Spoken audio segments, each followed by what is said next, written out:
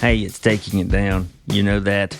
We're the Alabama Takes TV and streaming podcast. Let you know what's worth watching, give you some ideas to think about and reckon with on the spoiler side, and we'll split those in half. Non-spoilers to begin, spoilers later on. This week, Adam and Donovan and we're going to talk about how TV and streaming has a lot to offer these last couple of weeks and these next couple of weeks. We'll also talk about the first episode of Task on HBO. Then we'll give some broad thoughts on Alien Earth from FX and Hulu. And our last week of discussion on the BritBox and HBO Max series Blue Lights, set in Northern Ireland. Then on spoiler side, it is definitely Task, the first two episodes of Alien Earth, and all of Blue Lights for its 2 seasons. We're glad you joined us. This is a good episode. This is the one to share, I think. Let's get Adam and Donovan in here, and we'll begin. Alabama Take Projection. Hey, with me. It's my buddy Adam. It's my buddy Donovan. I love to see them. You can't see them. You can hear them every Tuesday. Before we lay out our non-spoiler ideas on shows, I wanted to say I'm pretty floored by the options of streaming currently. Tell me more. Like you can buy Hulu, you can buy Disney, you can buy HBO. You can basically reinvent cable all on your own For significantly more money. No, that's annoying. I just meant what's on it now. I mentioned Tim Robinson and Paul Rudd, their film Friendship. It's now on HBO Max. On rental and soon to be on streaming is Weapons. I want to see that. I was told explicitly that because I liked Barbarian. Me too. But I was like, I checked in with my friend, like, can I handle this in a movie theater? And he's like, maybe watch it at home because I have hurt someone by accident while being startled. There's not a bigger stamp of approval than maybe you should watch this at home. Yeah. Well, we're right back to last week's discussion, right? Or sometime recent, the idea of jump scares. Mm-hmm. Me Yeah. and Donovan, not on board. Yeah. If it's judiciously used, I'll do it. But I will just throw out an example of a movie that I saw a zillion trailers for, and I'm like, I can tell I'll never see that. That like Smile movie Yeah, no. that was advertised. I'm like, this is clearly just jump scares. I don't like it. Give me The Shining. I haven't even seen a trailer for Weapons. I've just seen the recap, and I was like, yeah, I want to see that. Can I share a little story about jump scares from my life this week? You shit your pants? No, but we've been it's back to school time, so we did a little like quote unquote library challenge to get people to use some of our spaces. And one of the things was they had to find a face of Pedro Pascal that we'd hidden somewhere in the library, and we took a you hid it in your pants. what we did was we took a room, turned the light off, taped him on the little narrow thing of glass so that it looks like he's peering out at you. We had students keep coming up to the front desk saying that scared the shit out of him. It was great. HBO Max now has the film Warfare. That's that real-time account of soldiers starring Will Poulter, our guy Cosmo Jarvis, and even Joseph Quinn from Stranger Things and the latest Fantastic Four. Intrigued. I am too, actually. It looks intense. It's Alex Garland. Was he Wait, was that him too? Yeah, A24, I think. Okay.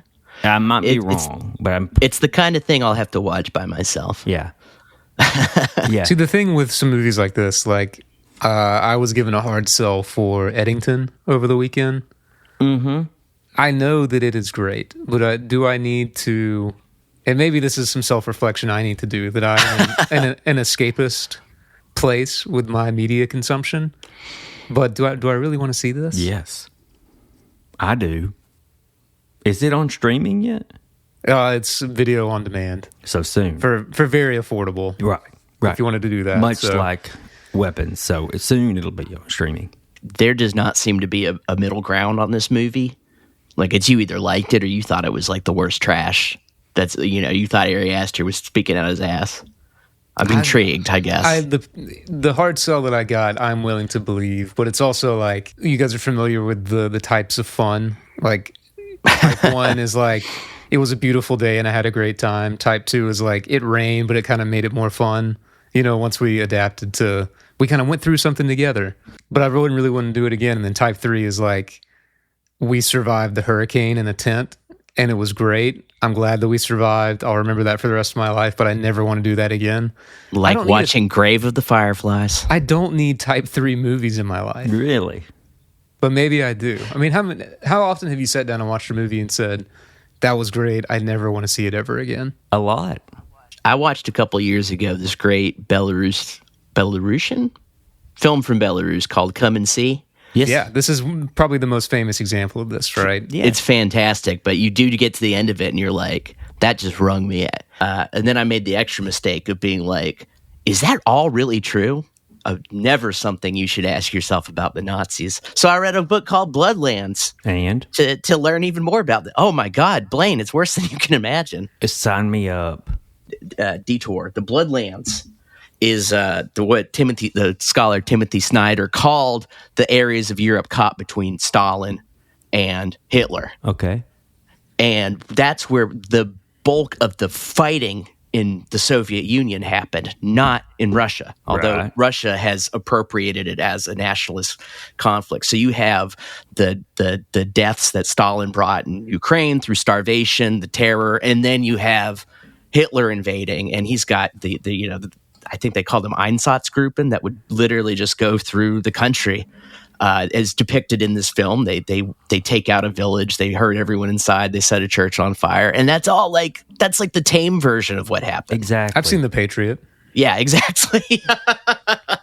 It's terrifying. I hate to admit this. I'll do it. I'm honest and open. Talking about things on streaming that are new. I did watch a nice chunk of the 2-part documentary on Netflix titled AKA Charlie Sheen. I don't feel good. I don't feel good about it. That's its own kind of type 3 fun. But, he's telling his own story, and he's almost everyone involved, except for his dad and his brother, his famous brother. No, one of his brothers, actually, is on there, but not Emilio. But I don't know. It's a tale of rise, fall, rise again, fall again. How many times can you do it? I don't know. It's kind of interesting. I've only seen him hitting the media circuit for this, and he was on, I don't know if it was Good Morning America, but he talked about while he was deep into drug use and then shortly after hooking up with guys. Yeah. And then this was an unexpected part of his, personality. And he's like, I don't really regret it. He said something along those lines. And it's not so much, it's like, yeah, more power to you. Cool. Live your life, but just the idea of shocking the moms of the world with, it's like, we're just trying to get the kids out the door to go to school, and Charlie Sheen is talking about the depths of his I don't mind sexuality. Yeah, from one of the co-stars of 2.5 Men, this is shocking. My parents used to love that show, and it would make me mad that they liked it. Yes, they thought it was so funny, and I was like, it's not funny. But that's neither here nor there, because we need to tie this into Alabama. We're an Alabama type podcast. You guys remember that when Charlie Sheen was in the maelstrom of his drug abuse, he flew to Tuscaloosa right after the tornado. Oh yes, I do indeed remember, because he was like, hang on, Tuscaloosa, I'm coming, and he was very nice. I'm coming to it. save you. And because of that, I think is why I watched some of this documentary. I was like, yeah, I remember him. He seemed nice. He wore the Alabama Crimson Tide cap. Didn't he donate quite a chunk of money or something? I think so. Yeah. I believe he did. So hey, I don't know. It's kind of interesting. I mean, he's weird and a little too cocky, but you put those ingredients together and bake it in that oven, you're probably going to get a weird dude, right? Sure. And, Martin Sheen's no angel. No. Who? No, I'm kidding. no one's taking the bait there. We got a great performance out of that in Apocalypse Now, Blaine. Exactly. And they reference that and show that scene. Yeah. Although I was going to say, I'm not sure actually that the if you look at the arc of Martin Sheen's life, it's more that self-destructive behavior is ultimately self-defeating. So you have to get cleaned up so you can be the president on the West Wing. Well, on the West Wing, yes. In the United States, I have a kind of fondness for folks like Martin, and it sounds like Charlie. and like David Bowie, the folks that were like, they were just in like crazy. And then they picked themselves up, they got help or whatever, picked themselves up, and then they kept going. And they kept making like art. They kept doing stuff. Fascinating. That's amazing. Those folks are tougher than I can ever imagine. Yeah. Hey, Platoon is great. Platoon is good. Yeah. Oliver Stone's not. No. But Platoon and Charlie Sheen in that movie, it's good. He's good. Hey, Red Dawn is good, Blaine. Red Dawn is good. Yeah, it's okay. I mean, I remember it. It's okay. God damn it, Blaine. All that plus Black Rabbit, that's a Jude Law and Justin Bateman series. It's going to be on Netflix. And you guys know me. Oftentimes I totally avoid spoilers, but oftentimes you just tell me either who's in it or who's directed it, and I'll make my decision there. Jude Law, okay. Justin Bateman, okay. Black Rabbit, let's find out. I think it drops this Friday. We'll see. I'm often the same, where it's like, I don't need to know the synopsis. I want to see the actor. I like Jude Law. I do like Jude Law. I do too. Yeah. I think he can be brilliant. We're just kind of overwhelmed with, I again have to shake my fist at the television and film universe, because like, where was all of this in August? Oh, yeah, or late July. Yeah. And now there's sports to watch. Uh-huh. That's the issue. Yeah. Like I watched Wake Forest play NC State Thursday night. You think I've got time to watch TV? I don't know that Jude Law is really cracking into that lineup. You know what I mean? But would he watch it? Would he come sit on the couch with you and watch that? Probably not. He might. I tell you who would. Mark Ruffalo. I'm probably down. Yep, it's true. We record on Sunday, release on Tuesday, and some of the best television releases are on Sundays, particularly with HBO. Damn them to hell. We will watch the releases early if you want to send them to us, HBO. I actually thought, we were kind of talking about like arcs and the way people's lives unfold. And I thought it was really kind of tragic that Mark Ruffalo, he used to be the Hulk. And now he is forced to be in a Sunday night prestige HBO show. That's sad. That's tragic. They will take all of my money if they make a lumpy Mark Ruffalo aging yet still the Hulk, and I'm kind of angry. Blaine, I know times are hard, but it's not that expensive to go to the movies, so you don't have to give them all of your money. Buddy, do you know how broke I am? It's like what if the Hulk had heartburn and he just like needs he needs a break for a minute. Nonetheless, Task debuted last Sunday, which is the show created and written by Brad Inglesby, who also wrote and created the very great Mayor of Easttown. We've praised that show and talked about it week by week when it was on HBO. Task stars Mark Ruffalo. Obviously, he is not the Hulk here, though. We haven't watched all of it. TBD. We haven't watched all of it. We're saving that for spoilers.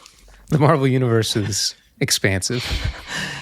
Tom Pelphrey is on the opposite side of the law in this Philadelphia suburb set series.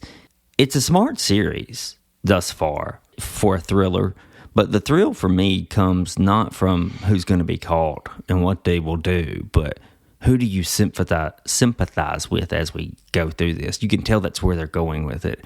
And it might be a little obvious, but if you're the kind of person who enjoys not necessarily a whodunit, but you know who did it, now let's think about the morality of it all, then this is your show. We've had some, I think, productive conversations about how we as viewers, we do kind of naturally like line up with the point of view character. And I do like that by having two pretty antithetical point of view characters, or at least that's not true. They're competing for different things, right? So it is that kind of great, okay, they're both the protagonist. Who am I rooting for here? Yeah. Or at least enough to think and reflect about that. Was the pilot too familiar ground for you? Did you guys like it for Task? I was going to say that in a way, it feels like a throwback to the anti-hero thing that so dominated television there for a few years and still does, really. Are the bad guys really that bad? Or this is super dark kind of story.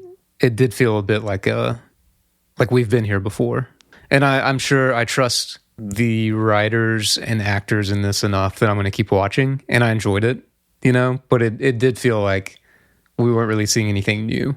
if you're making the comparison to, say, The Sopranos or Breaking Bad, the anti-hero there, or Mad Men, like, they were such point of view characters that even if that they were bad, you were still pulling for them. Here, it's divided right down the middle between Mark Ruffalo's character and Tom Pelphrey, and I think that makes a difference.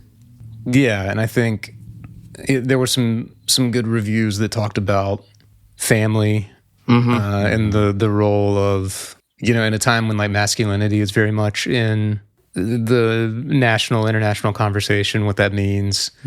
I think it's asking a lot of questions there in a way to do something like Mayor of Easttown did, and then to pivot back to a more conventional story is interesting, So ultimately, it seems like it's going to be a family thing, which is a funny. Yeah. With this much non-spoilery, there are weapons and drugs. Just say, a real family story And a task force. Yeah. Tom Pelphrey lifted the Netflix series Iron Fist.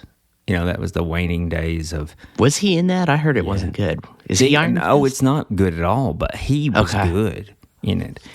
It's great that he gets to do serious or maybe well-written work here. He was also in the Amazon series Outer Range, which wasn't bad. He shined there, even in scenes with Josh Brolin. I do not think I've seen him in stuff. Oh, he's good. He just seemed really good to me. Well, it's the he was beard. good. The beard. Well, I didn't. I was looking at other things he'd done, and by and large, I don't think I've seen him. He's been clean-shaven. One thing or the other. In everything I've seen him. But yeah, Adam, there's this epidemic of male loneliness being reported, covered in media, discussed in all kinds of podcasts, from the positive and the negative side, from the manosphere to the broadcast, whatever you want to call them. One side of the coin, you got your, I guess, Jordan Petersons, and the other side is the Jonathan Haids. But this show seems to be facing it head on and timely. Yeah, just in the swirling world of like, are you an alpha? Are you a whatever? Are you A beta. Right. I don't even engage with that stuff enough to know like the names of who's talking about it, because it seems so ridiculous. But I guess what's funny here, I don't know if we want how deep into spoilers we want to get, but there are two people that are still very much concerned with the people around them, which is going to be an interesting collision. I think it adds to that. No one is just purely ruthless. Yes. Dudes doing dude stuff. Yeah. About it. There seems to be a reason. There seems to be empathy and responsibility. I know empathy is a funny word to use this week, but and it's to see how that plays out in a good guy versus bad guy scenario will be interesting. Oh yeah. Yeah. As soon as I was halfway through the episode, I worried the writers would be criticized as the show is really man heavy, but that's the point of it now. These are men without women, and we're seeing maybe the detriment of those situations. These are weak men. They're disguising their weakness.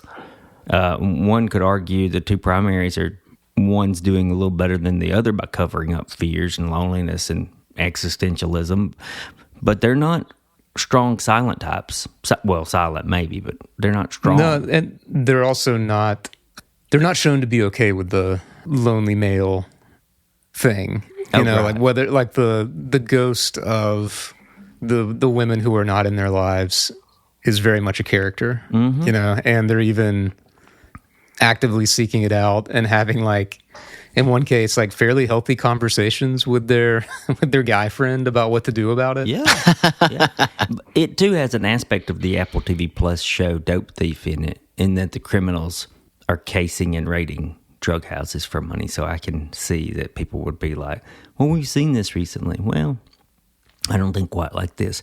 And assuming I've got a correct read on it, intentional or not, there's this motif in the series, and it makes for good crime drama. It's not just a catch the bad guy or whodunit. It's exploring some issues that are prevalent, and I think it's pretty good. I'd give this one a thumbs up and say I'm going to watch more. It tickled me personally that I made that joke about, like, it's going to be like God is dead, and then he used to be a priest. Right. And his priest friend shows up. I don't know if you remember last week I said he was a philosopher. Well, it turned out he used to be a philosophy student. He majored in college, yeah. So I was half right. The other pleasure of this is, of course, the same as Mayor's Easttown, and that's hearing people say "wooder," ice wooder. My wife pointed out they have interesting accents. Well, we're finally getting into Alien Earth on the spoiler side of things soon, in a little bit. Well, that's the Noah Hawley-led production of a spaceship that hits future Earth and all hell breaks loose. Until we get to the spoiler side of the podcast, though, Donovan, I'm going to be the experimental audience for this series, as I've never seen an alien-related movie. Yes. Yeah, you're coming in pretty cold. Yeah. There's a lot to like about this show, but I think there is a lot for viewers to look at sideways. What do you mean when you say look at sideways, Blaine? Yeah, well, I think regular viewers might critique it or think badly about it. Not me, but it is so packed with thematic ideas. So much so that the characters will speak them aloud every now and again. And your mileage may vary on that kind of series. Yeah, I think that's a Noah Hawley thing, too. I think he does that in Fargo as well. And, he does it. Did it in Legion. I don't think he does it as blatantly as he does here. He did it in Fargo, for sure.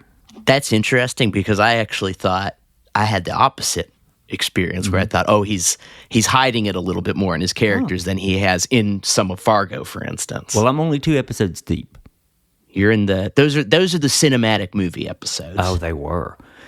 Anyway, yes, and exactly. If you like action, gore, cerebral storytelling, it's for you, even if you're only slightly interested in science fiction or the Alien franchise. There was already this kind of good stuff in the background of the Alien franchise that Hawley was able to take and kind of repurpose, everything. Like they're in the midst of like corporate feudalism. Yeah. You are, we even have the joke where like we have the terrible trillionaire who says, oh, rescue survivors by income level, and then we've got, like, what is the self territory? Yeah. Who are these people who think that they're children? Yep. Also, Timothy Oliphant's great. Yes, and he's one of the major actors in the show. It's our last week of discussion on the BritBox and HBO Max series Blue Lights, set in Northern Ireland, following several cops in their attempt to, do their job, basically, which is if there's a crime going on, you go to it and you try to figure out what's up. In the spoiler section, we'll discuss the details of the final 2 episodes of Season 2, which is all that's aired, but 2 more seasons are promised. Did the second season live up to the first one? Satisfy you with its ending, its resolutions? Honestly, for the second, and I felt this a little bit with the first, it was good. I was left wondering, what would they do if they had 2 more episodes? Yeah. That was which is not a negative review, by the way, for this show, I believe. Wow. It was good, but I felt like, man, if they'd had like 2 more episodes, I wonder what that would have been like. Yeah, if you wrap early rather than string it along, I think that's better. But there were some moments where... Agreed. There were some Agreed. Scenes, some plot lines where I was thinking, oh, that's a little sudden. I tend to agree with you there, Blaine. I think that the worst sin is to stretch it out, like those horrible... we saw this. You already mentioned Iron Fist, like those Netflix, Marvel shows were terrible at that. But there was stuff here that I found like rich and interesting. So it was more of a like, I'd like to see a little bit more about that. And I agree with you too, Blaine. Like some of it felt a little abrupt, but I think that's kind of it's like, okay, you're interesting me. I'd like to see what more you could develop with this as a more positive review. And I don't think it's a vice to wrap it up in 6 either. No. But good news is we're getting a season 3 and 4. I'll be watching it. Yeah. And so they may come back to some of this stuff. Yeah, for sure. We're going to take a break right here, and that will divide our show in 2. On the other side of the music and the call to action is our spoilers.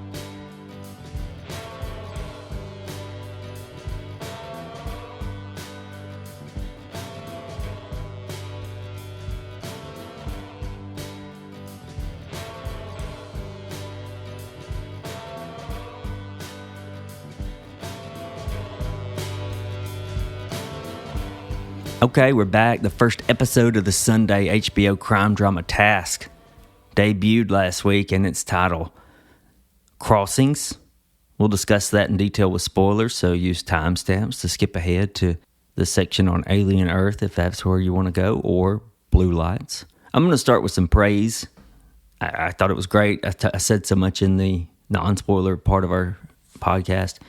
But in the opening, Task does exactly what the three of us have asked television to do, and that's to show and don't tell. Just some good visual storytelling as Pelfrey's character, Robbie. And this was maybe one of the most powerful visual storytelling I had seen in a long time in a show. All he does is in the early morning dark is he moves his young son from one room to the other without waking him. And that moved me heavily. And that signaled to me as a viewer that, yeah, he's going to be the baddie, but he legitimately loves his family. There's just something about that visual that's resonant and says way more than the actual action.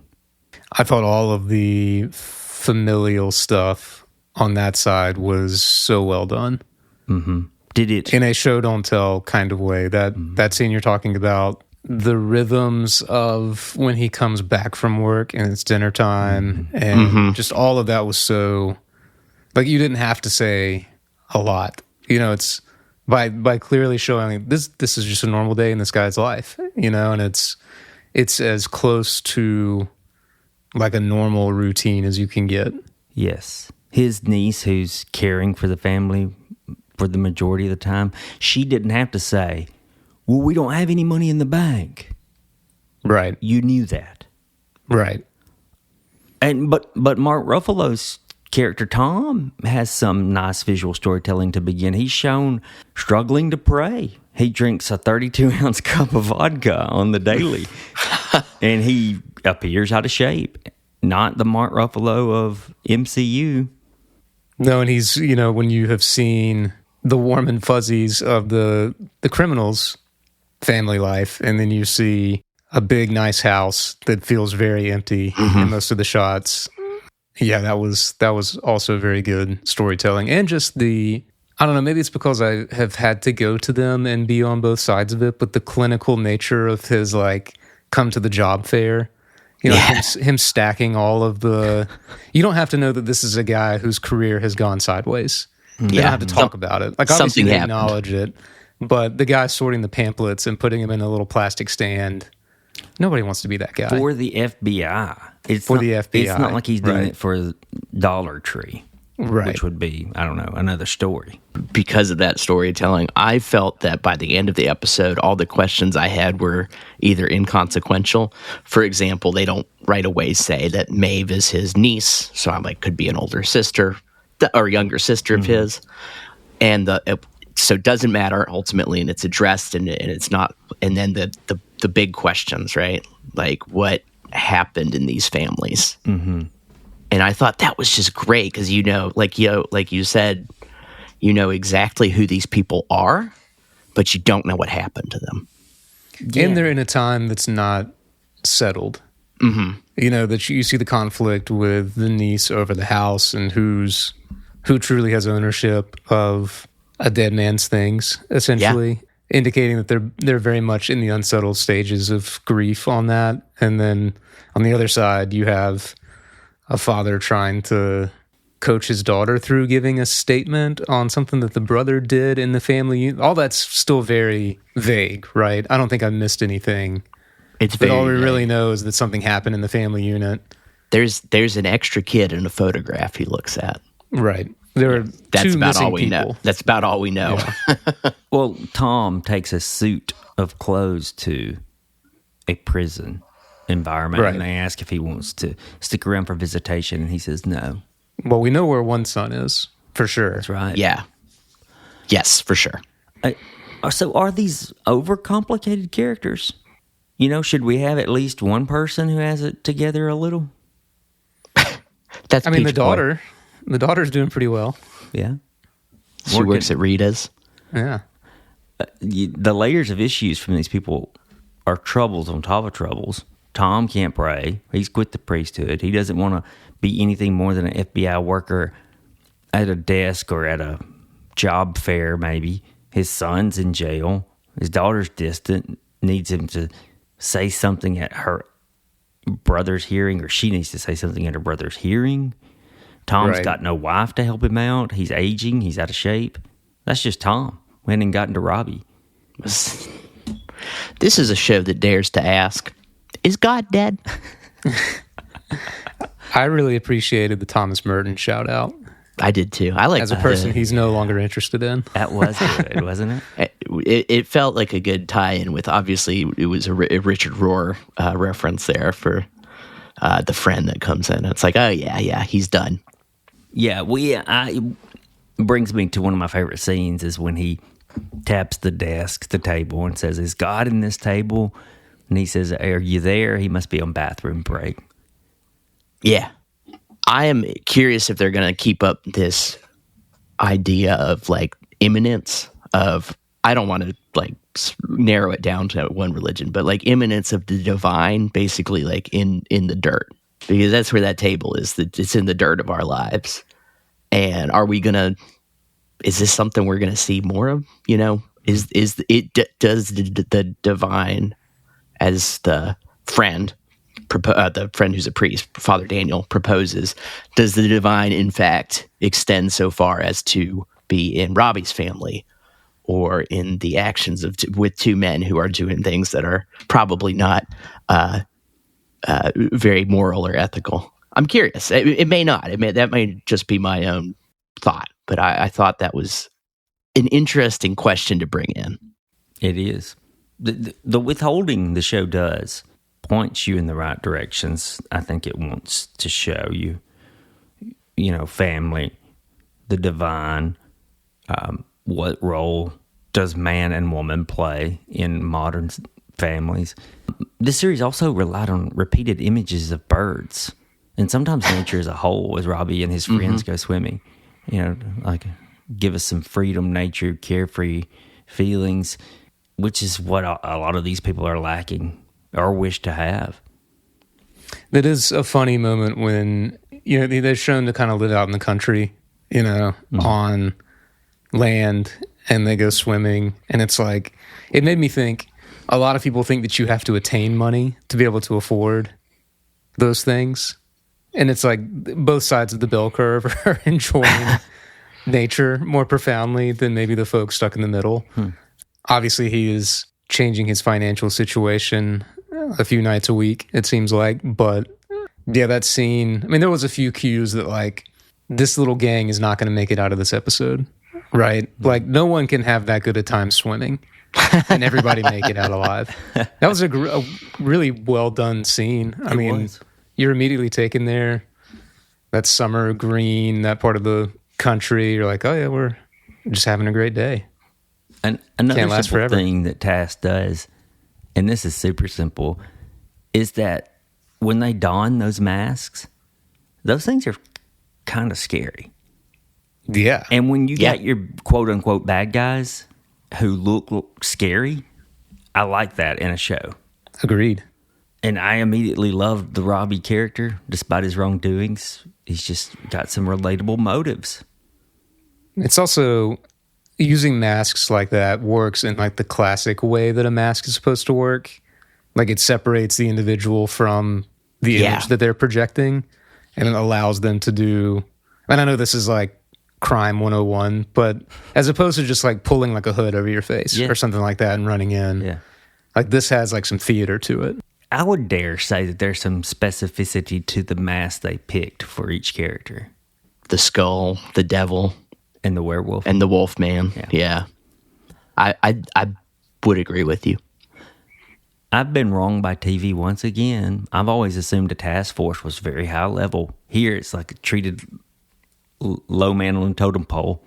Well, this is the era of budget cuts. Yeah. But that was another interesting thing about the task force is like, you get the impression that for some of them, this is like a big deal. I mean, I kind of got the impression, like, oh, we're working with the FBI. I have my little FBI hat. Maybe even if this specific exercise is not a big deal, like, it's still like okay on the resume, you know? Like, and clearly, for our main guy, he's stepping down to run this thing. But is everyone meeting at the same space in their career? I'm not sure how we're supposed to read that quite yet. Adam, did you feel related to the Ruffalo character? He grows tomatoes, connected to Earth, drinking 32-ounce vodka. Deeply depressed. I was thinking, Adam is a noted bird watcher. One bird in particular, he's got to watch out for that mockingbird. Only mockingbirds. It is Gordon. That's right. I did think the montage of him cleaning up the house that they're going to use for the task force, I thought, man, I could hire this guy. Yeah. Well, I thought that. Man, any job is hard work. Usually what you see on these kinds of shows is him opening the files and peering over and creating the cork board. And I just kept thinking over and over again, they don't have somebody that does this for them? Like, can an agent go out and I appreciate and a series demonstrating Ruffalo having to fix a house he's been given for the task force to convene. It's also a real dad flex, right? Like, this guy's not a casual dad. This is a guy who you give him an overgrown house, he's not only going to pull the weeds off, but, you know, you got some walls that need patching. He can figure it out. He's making an attempt at transcendentalism, but he just can't break free from the drinking, maybe because his son's in prisons or some of the worries or lack of wife. Straight to the vodka, too. I mean, 32 ounce. It's a lot of vodka. I discussed in the introduction that these are lonely men, but I think everybody in Robbie's house is lonely, including his daughter and the 21-year-old niece who's tasked to watch over the house while Robbie does his job as a garbage truck driver.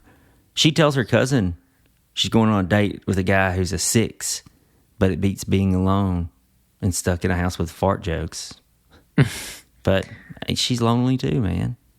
The way that they set that character up, I don't know if you guys also at 21, 22 thought like, well, I really don't know what the hell's going on. You're off the leash, so to speak, but you also don't really have anywhere. It's like, I don't understand how this works. Now, what do I do? It's hard to see how to put one foot in front of the other, and her just like complete frustration with that when it bubbles over in a few different ways is, I don't know, I thought that was well done and characterized that kind of moment in life so well. Obviously to the extreme of like, I'm caring for children that are not mine. I'm stuck in with the ghost of her dad, right? And his brother who's like trying to edge in on I don't know, it all just seems so, they work backwards from showing like her putting her best effort into the dinner. Yeah. Because she got the recipe online or whatever and is like trying to spruce things up a little bit. She tries so hard, but that food did not look edible. No, it didn't. And even the little things like him getting on his son, like, we have to be nice. I'm going to shoot somebody later this episode, but you still have to be nice to the person who cooked your dinner. Yeah. I liked it as a counterpoint to kind of like that family can be like this deep wellspring of love, as we see when Robbie brings his son into the bed without waking him. But also like sometimes family is the people you're stuck with. Yeah. And she's feeling stuck, you know? She is. The task force itself is going to be our other family, I'm willing to bet. Absolutely. And it's just another example of everything going to shit. They're green or weird or headaches, like the lady who doesn't know how phone etiquette at the fucking job. She shows up having not read the brief. It reminds me all too much of that person who shows up and you're like, why didn't you read the email? If you would have just read the email, we'd get started right now. This is Group Project Nightmare. Yeah. Group Project Nightmare 101, yep. And I mean, all the storylines are pretty pitiful. that younger daughter of Robbie's, who she needs that motherly affection, and yet she overhears her 21-year-old niece might move, and she's like, I don't want you to move.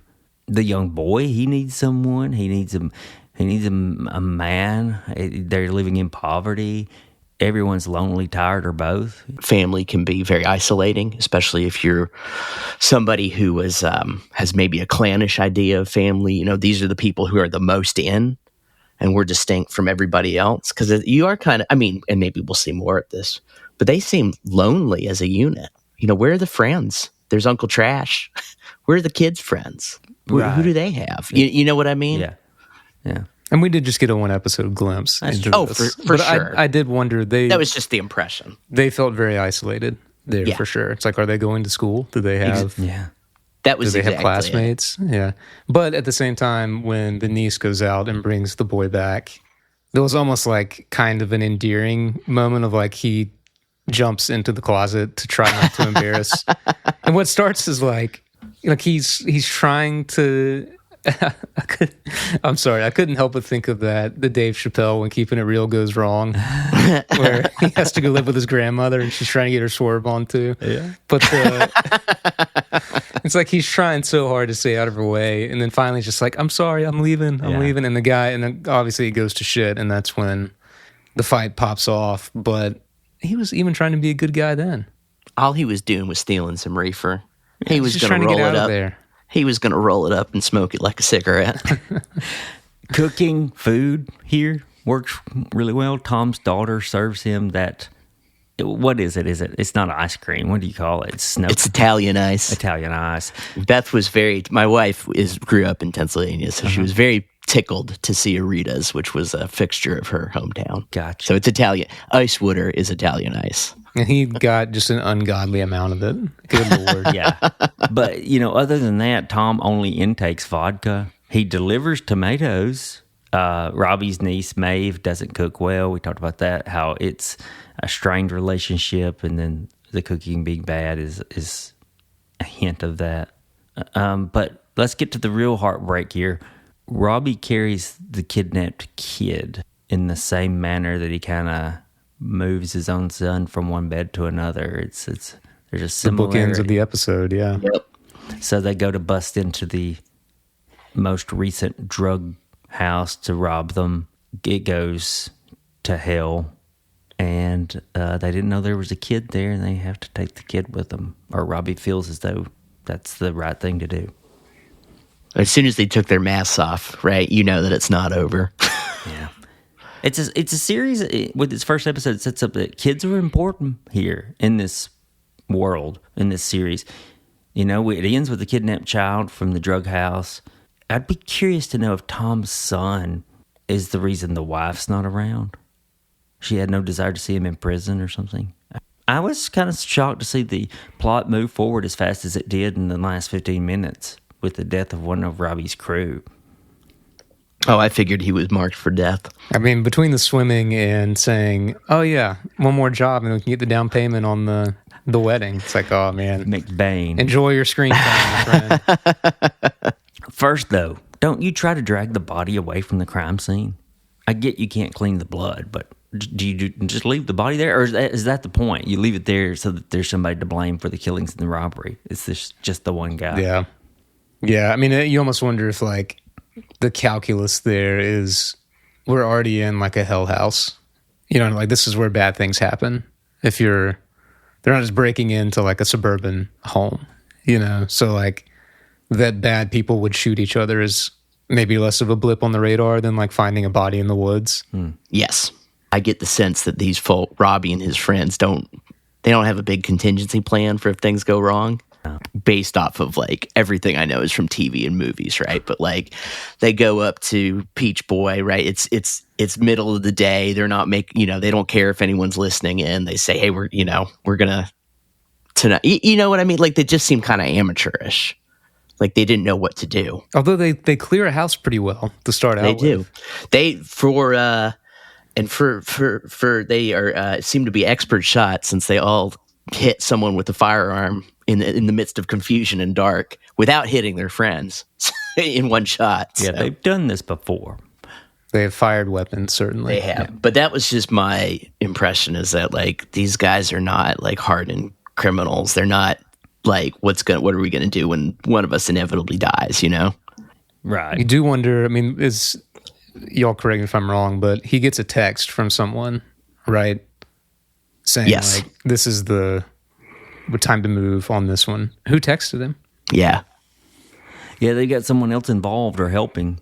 There's a lot to look forward to in this show. Do we like our Easttown shout out? Anyone else catch it? I felt very pleased. If you, in the recruiter fair, where the job fair that Mark Ruffalo is at, when he's testing his binoculars, he looks at a police officer. Right behind it on the banner, you can see that part of the website says easttownpd.org. Ah, So presumably the police officer is from Easttown. So I thought that was cute. Very good. Yeah, same universe as Mayor of Easttown? Maybe? Yeah, so there you go. It's the expanded universe. So, a lot to look forward to with Task. But for now, as one begins, one ends, Alien Earth is airing on FX and Hulu. And here are our more detailed ideas about the series thus far. Well, not thus far, I'd say. Only the first 2 episodes. We'll be spoiling those. And then the rest of the series next week as it wraps its first season. Donovan, does it have a second season planned? I don't think anything's been confirmed yet. Okay. I mean, it seems like it will need a second season, but we'll see how. I'm sure it was not cheap to make, so. It looked very expensive to make. Yes. My impression of this first episode, titled Neverland, was that it held me at a remove. And I couldn't distinguish if that was on purpose, because a lot of these characters are not thoroughly human, but cyborg, synths, and hybrids. And just for clarity, if anybody can't remember, enhanced humans are cyborgs. Artificially intelligent beings are synths. And synths that have human consciousness put into them are hybrids. And these are just this attempt at immortality. So I couldn't tell if that was the remove I was feeling, but I couldn't pinpoint if the arm's length of feeling was from this being my first encounter with the franchise. I did often ask myself if I was missing something. No, I don't think you did. I think I felt the same way, although I kind of liked it. You know, we're getting a skewed view of, honestly, what I think was kind of part of it was like we're on like Dr. Moreau's island here, right? Like this is Dr. Frankenstein stuff, right? It was like we're like perhaps we are making monsters here. Mm-hmm. Okay, so I said that I felt as episode 1, I felt like it held me at arm's length. It felt distant. It felt a little cold. I watched it again. Oh yeah, I did. Huh? Because I watched it the first time really late at night, and I was like, was that, was I tired? Was that it? Yeah. I still felt the remove, but I also noted doubly, there's a lot to enjoy here. The aesthetic of the show is eye-catching, to say the least. The way it tells its story by glimpses into the past and perhaps future in short cutaways. I mean, they're not even short cutaways. They're almost like inserts, glitches of the screen. And also has this way, and maybe the original film did this, you can tell me. It also has this way of slow fading from one scene to another that looks both retro and gives you a sense of matters lingering or time moving at different speed here. I think that's more for this. That's Holly. Really? Yeah, it's almost like time moves differently in our future. I think I said this first time I brought it up. I will probably have trouble talking critically about it, just because there was so much stuff that just thrilled me in this first episode, and that it also seemed like it's able to be using science fiction to talk about, like really real things. Mm-hmm. I will say I do want to shout it out. The set designs, the design elements are excellent because, obviously Alien, the first Alien is 1978, 79, something like that. 78. So they're doing such an excellent job of doing like, this is the futuristic technology we imagined in the 70s. Yeah. This looks fantastic. And the scroll on the screen to explain hybrids in the year and the city you're in, it felt like straight from, 79, early 80s. I loved it. I loved it. That being said, I felt that I felt like it instantly fell into its own groove with the kids, with Boy Cavalier, with the mad science that he's doing on his island. Okay, so here's my question about his entire collection of scenes. Do you need the blatant Peter Pan references, or should that have been implied and work in that manner? What they choose to do is have him read from the book, show the cartoon. The young lady who moves to a new, healthy, synthetic body, she chooses the name Wendy. It's very overt. Obviously, they are spending their Disney money here. We've got a little corporate. I mean, honestly, we've got a little corporate synergy going on, right? It's the Disney version of Peter Pan. Yeah. That they see. Actually, every movie this is a complete aside, but like every movie this child has ever seen is like 150 years old at this point. Yeah. Yeah, where's their modern art is my question. Right. And that's not a real quibble or anything. It's just funny. I actually thought that there are good real world parallels to a trillionaire who loves a book, but how does he understand it? His interpretation is completely off, right? We'll find out. And I'll give you money? I'll give you a real world example of this. Peter Thiel has a small company called Palantir,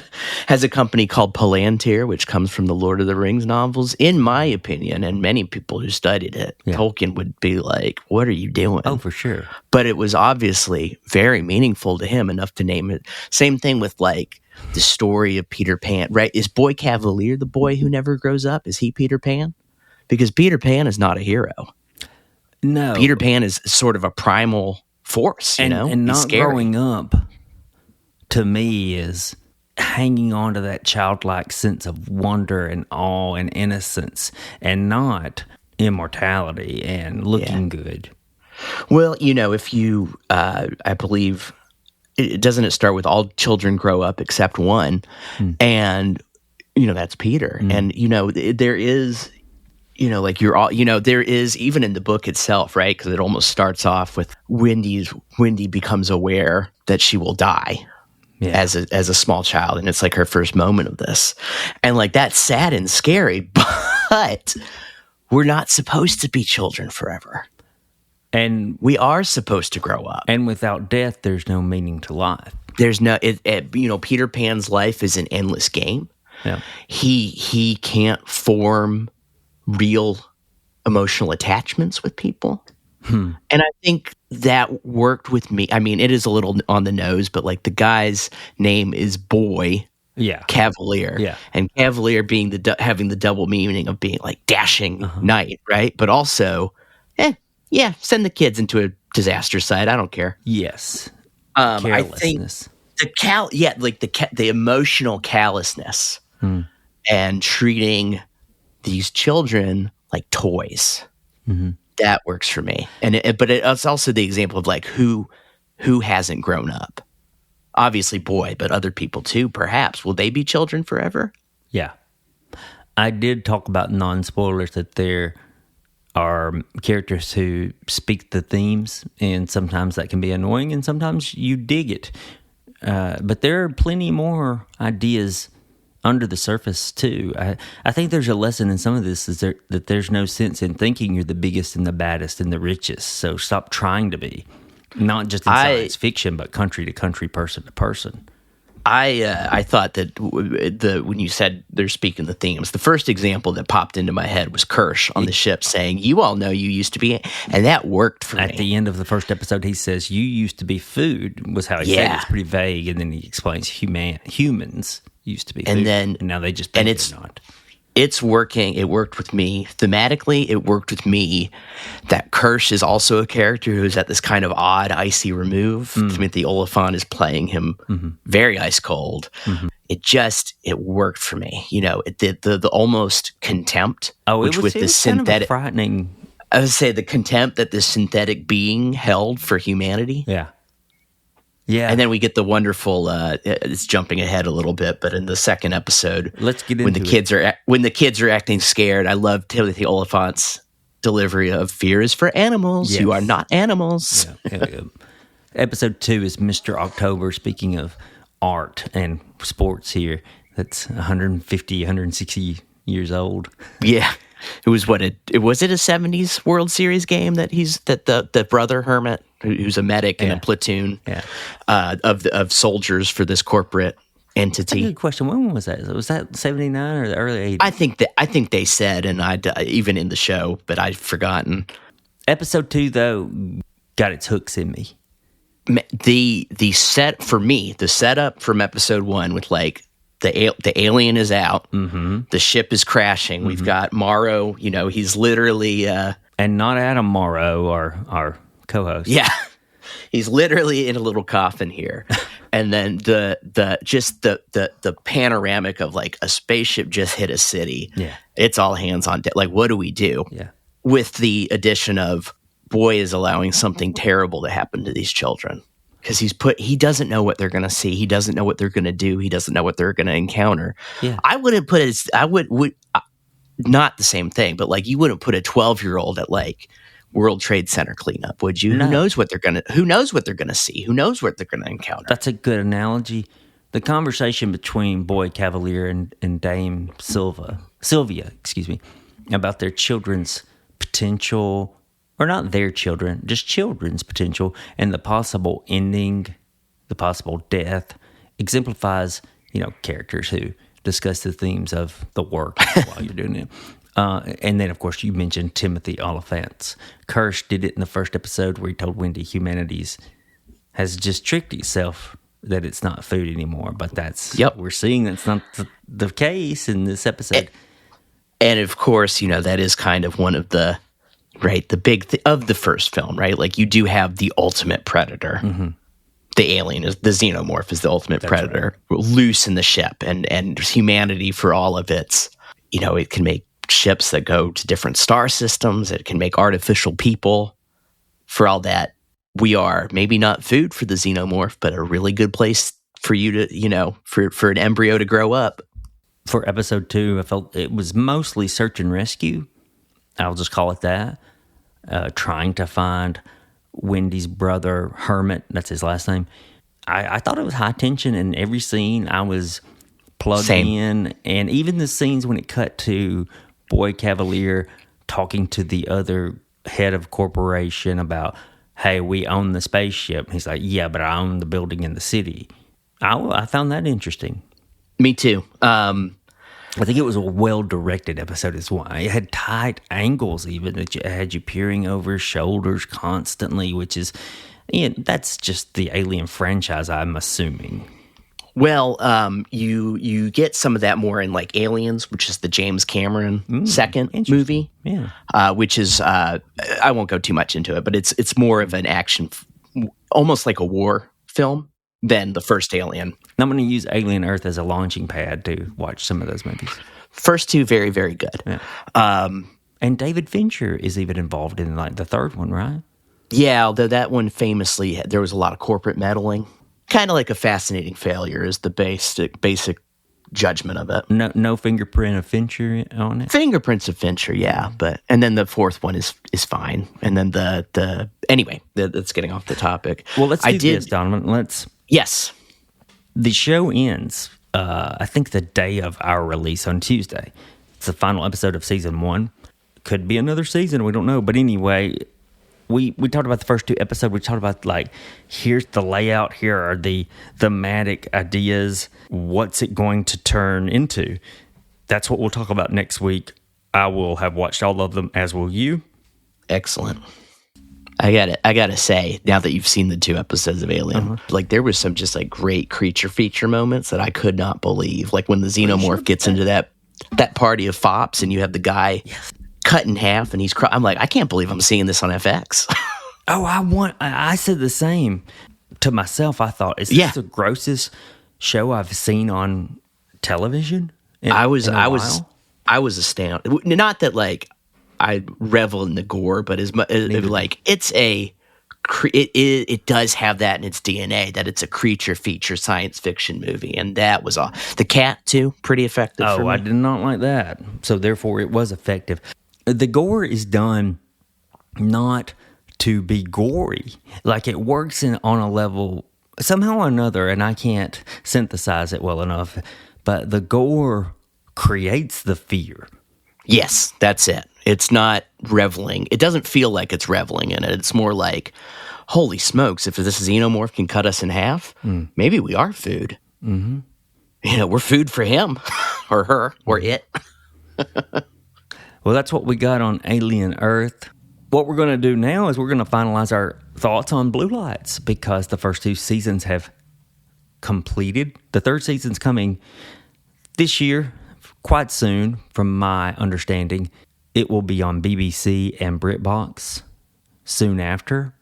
If you don't want to hear anything about the first 2 seasons of Blue Lights from BritBox, come back to this later.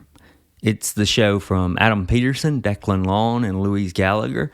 So we're really going to hone in on the final 2 episodes of the 2nd season, which is, they're all streaming on HBO Max. So still, this is where Tommy has gotten beaten by the same thug he was told to stop and question. You know, there's just no winners in this system. Poor Tommy. He's trying, he's kind of the Boy Scout character, right? Yeah. Like following the rules. And, he gets the spit kicked out of him.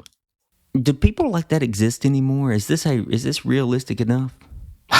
He's certainly an idolist. That's a great question, Blaine. I mean, not to be silly, but like in this day and age, is it conceivable and believable that somebody would believe in the system, believe in an institution, believe in following the rules, and believe that, I think we learn in the first season that he's kind of interested in practical applications of what he was learning academically in his sort of like sociology classes. Is there anyone out there who thinks that would work anymore? It's kind of sad to say. I'm such a cynic. I don't believe in any institutions anymore. I mean, I think there's pretty much every big capital I institution we can think of. We either, we know enough of for example, this is a little example, but like any sports franchise, to be, which is not really a capital I institution, but I think for us to be viewers in this day and age, we know enough. And I mean, this has probably always been true, but at least if we feel in this moment that if we like or support or cheer for something, like a sports team, we've made our peace with something else, as much as we can. And then I think that between the way that we've seen capital I institutions misused, perverted, undermined, religion being the easiest example, religion, law enforcement, government, in general. I think we. Public work. And here it's policing. Policing, yep. Where I want to be is episode 5. That begins with the aftermath of Tommy's beating and Annie deservedly punching smartass Murray Canning. Oh, man. If you thought he had the most punchable face in the show, you all were correct. Certainly the most punchable personality. Absolutely. And another... Yes, go ahead. I mean, sorry, but just, exactly on the theme developed in the first season and what you just said here. Mm-hmm. He betrays Tommy's faith in the institution by being who he is and doing what he does. Oh, yeah. And Tommy takes a lot of joy in seeing him get anything done to him. Yeah. I mean, we all did. Yeah. As the neighborhood lady was explaining to Lee that Dixon or Hamill had let her have money with the offer of helping her pay for her kids' Christmas presents, yet she can't get ahead due to all the interest that compounds. I could not help but think of credit card companies doing the exact same to me right now. For sure. Lee forgives her loans. So which is worse, corporations or crime lords? In that moment, you want to cheer for Lee Thompson. I wanted to see the rest of the meetings that he was having that day. When his right-hand man came out and yelled next, I was like, well, what good deed is he doing next? It's true, Blaine. A lot of what credit card companies, payday loan people, stuff like that, a lot of it is legal versions of criminal activity. For sure. And then obviously It is. This is a little rant on the side here too. But credit cards can afford those rewards, cash back. They're not giving that out to you out of the kindness of their heart. They can afford them because they've enmeshed enough people in their system of poverty that they will never escape. They will never be able to pay it off, and they will forever be a creditor. And I think too, part of you could sort of see it sideways in this episode. Part of the problem is, well, you should have been responsible. Mm-hmm. You should never have taken that money. And we're not, and like as if us, the little folks, have the power and the reach to reshape economies like a credit card corporation does, or like Dixon can reshape the estate that he's on. Declan Long did a perfect situation here, assuming he was one of the writers here. I apologize for not knowing. But your kids' Christmas presents, that's the one thing you're going to fucking do.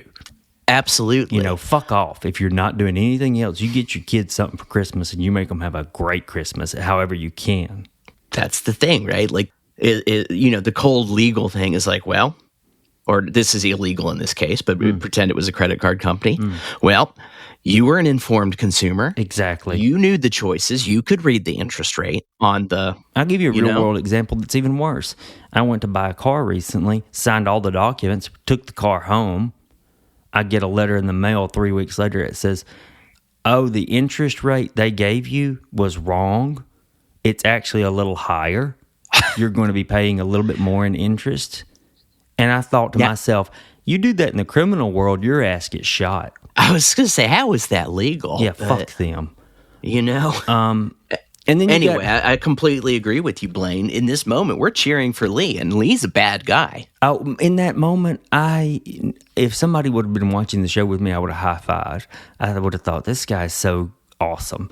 He said, and it was just with the calm, cool conviction of, no, don't worry about it. Let's just make this neighborhood good.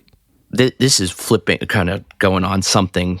I mentioned I would have loved to see what would have happened with a few more episodes. This is actually one of the occasions where I was like, I would really love to see like what Lee would like, because it all kind of comes crumbling down on him very quickly. Yeah. I would have liked an episode more, because it is like, he's doing it probably very cynically, but it's working, right?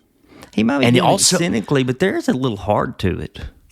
Well, I was just about to say, but on the other hand, you can't argue that he's genuinely making the estate a better place by forgiving this woman's debts. Exactly. And so I wanted to see a little bit more of that. It reminds me of Biden forgiving the student loans for however many that he did. And you got people saying, I had to pay mine. Yeah. And you're thinking... As if two wrongs make a right. There's that, but you do realize this is going to make things better. Yeah. Well, that's what I mean. Putting them through misery does not make this current situation better. I do think, and this is a completely other, but there's a big streak of folks who will say to something like, that's not fair. That sometimes it's not fair, but sometimes these are folks who there seems to be this idea that hurting other people will make something better. Mm-hmm. And I think if I can bring it around, we do see that sort of thematically here in Blue Lights. Lee uses violence. He kills people. Yeah. And he believes that, blowing up someone's house is going to make things better. And we even see him making things that little bit of better. But we also see him using violence very cynically. This is jumping ahead a little bit. Yeah. So I do think that I love the guy that they got to play Lee. I would say I gotta pull up his name because wasn't he also in Say Nothing? Was he? Lee Thompson? Seamus O'Hara? Boy, if he was Seamus, I truly apologize. He wasn't Say Nothing. You're right. Yeah, he had a minor role.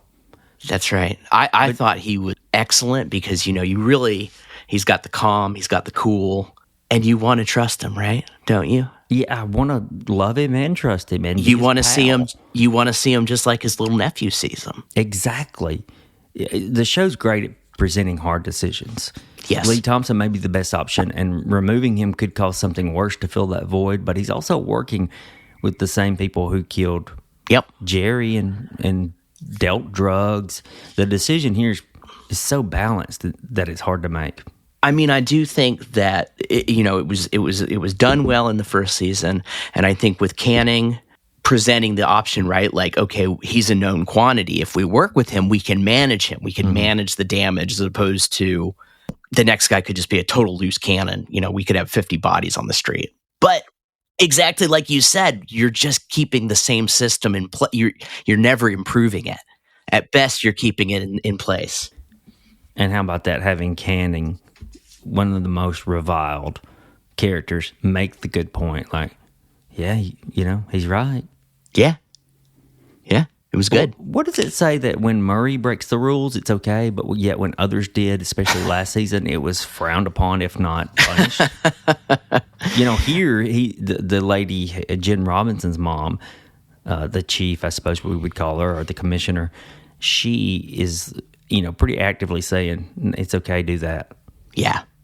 Honestly, part of it is, I would say, it's that institution. It's part of like who it's. I was going to say it's part of who makes and who can break the rules, right? You get to a certain level, you know what you can get away with. Yeah. Institutions do lie, to themselves and to you. Mm-hmm. In this penultimate episode, for 3/4 of the episode, Stevie and Grace didn't share a scene. It was perfect. Good timing.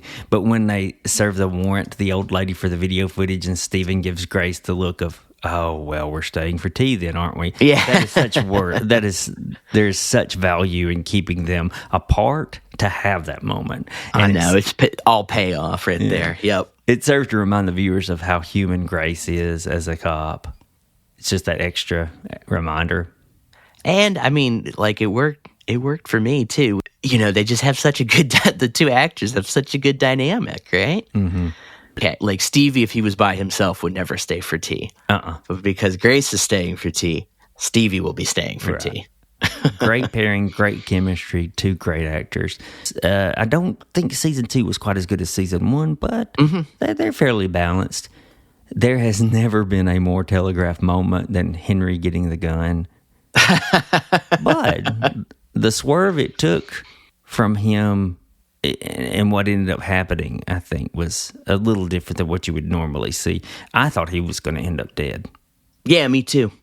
I thought it was good. It surprised me. And then also gave Lee his opening to be very, very cynical about the use of violence and what he's unleashing on his estate. Because these are folks that also, maybe this is just the difference between policing in this country, but I feel like if you threw a firebomb at a cop in this country, you would be dead. Yeah, I couldn't believe they were like you and all your friends would be tear gassed. Yeah, the military would have come in and I mean, like, we have police that tear gas, protesters for throwing a bottle, much less a firebomb that could kill someone. Oh, for standing around in some cases. Yeah, exactly.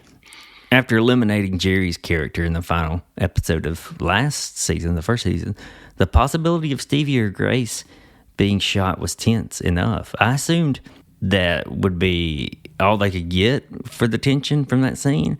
But no, that kid came out of the apartment complex with the gun still in his hand, and you're like, oh, he could still do some damage. Yeah, I thought it was great because neither of them being hit. It's like, okay, that was a good fake out. But then it's like, oh, but we have a seriously scary situation with a child holding a loaded fire. Are we going to kill a kid? Mm-hmm. Is the kid going to shoot? Just great tense situation. Mm-hmm. Another good Grace and Stevie one. Grace is willing to kind of take a risk. Stevie has finally heard what she's saying and lets her. It doesn't try and intervene. And, it works. You do kind of hate or wonder if that's going to really burn Grace in one of these future episodes, her willingness to the humanity, the kind of the humanist approach, because sometimes we get burned. But speaking of Grace, it's a great writing move to hold off on Grace and Stevie actually acting on their attraction until after such a monumental and heavy moment. That's pretty realistic. That's like, certain things matter more than others, but when you do have those intense situations with another person, you do feel bonded with them. You get exactly. The adrenaline's still there, all that. It's class. Some great imagery there, or details, images of the police coming back. Very close up there, seen bathed in this hellish red in the back of the van. The show does look much better this season, and I bet they had a better budget. But those shots of some of our buddies, we've come to know in that hellish light, like, oh man, they're about to go through hell and maybe not make it back. Mm-hmm. Yeah, I'll agree with you that this, not that the first season looked bad, but there was some really nice, I think there were some really nice looking scenes, especially, and it helps amp up the tension, right? Because you're afraid for the cops. Mm-hmm. You're afraid kind of for the crowd. That guy, I can't remember his name, the sergeant with the mustache. He looks like he's not going to... Was it Rob? Maybe? I can't remember off the top of my head, but he looks like... the sergeant with the mustache. No, I can't the guy who's in charge of ops, it's like that guy seems scary, like scary, but also kind of... Someone could get hurt out here. He also seems like someone you'd make fun of a lot. Like the Monty Python sketches, every time you have a colonel or a general, it's completely pompous. I want to touch on Happy's story briefly. Mm-hmm. Its resolution. Can you name a movie or series where the storyline was primarily that of forgiveness? Fargo, season 5. Really? At the end, just like with Happy, just like with Lee, forgiving debts. Mm-hmm. At the end, right, he comes to the house to take what is owed, what he feels is owed, and he talks, and it again, also very interestingly, is in these terms of like debt and bondage. Yeah, she talks him out. Does it have to be this way? Yeah, and they break bread together and they eat. Yeah, they do. And so that is my. I thought that was fantastic, and I thought the ideas of debt and that debt being released. I mean, it's so primal. I mean, it powers one of the great religious narratives of the past 2,000 years with the stories of in the Gospels or whatever. Like a lot of times there's debtors, but then your debt is forgiven. Mm-hmm. It's obviously. Yeah, it's obviously working on a primal level. This idea of you like with the guy, he owed Happy something he could never pay. You couldn't pay it in a million years. You couldn't bring two people back. That lady who got the Christmas money, she was never going to be able to repay that. Exactly. Me with my credit card debt, I will never be able to repay it. That's a moment for you to laugh, Donovan. It's yeah, well, yeah, but sometimes when I watch these shows, I think to myself, oh, that's brand new, because I'm in the moment. But it is kind of easy to forget how potent of a storyline forgiveness can be, because Happy's storyline there, by saying, I forgive you and I'll take the money and give it all to the soup kitchen where I help a lot. Yeah. It was moving. We are often very cynical about things. So sometimes when something is sincere and does it well, it really cuts through. Mm-hmm. I'll end with this, that I did not think the ending worked as well as the first season. I said they're pretty balanced. Here's where they get a little unbalanced.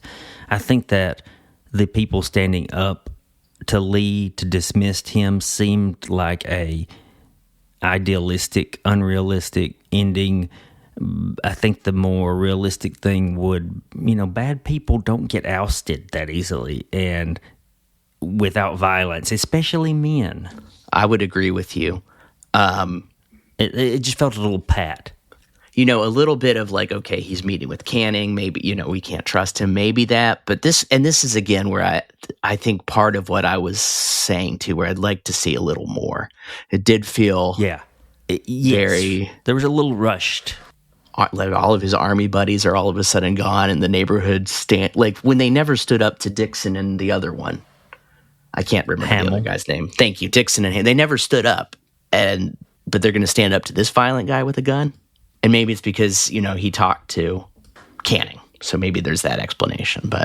And I suppose maybe you could write it off to say that though Lee was ingrained in the violence of the community, he was also level-headed. And so they said, we don't want you anymore. He said, okay, fine. Sure, that's a good point. Maybe they know he can't kill all of them. He won't try and kill all of them. Yeah, and he's violent when he has to be, but he's not a violent man generally. Sure, he's more controlled. Maybe that's it. That's the end of our episode, though, and we appreciate you listening. It was a longer episode. You found the parts you liked, I'm sure, or you wanted to hear. For Adam and Donovan, I'm Blaine, and we hope that the community doesn't rise up against you. Talk to everyone later.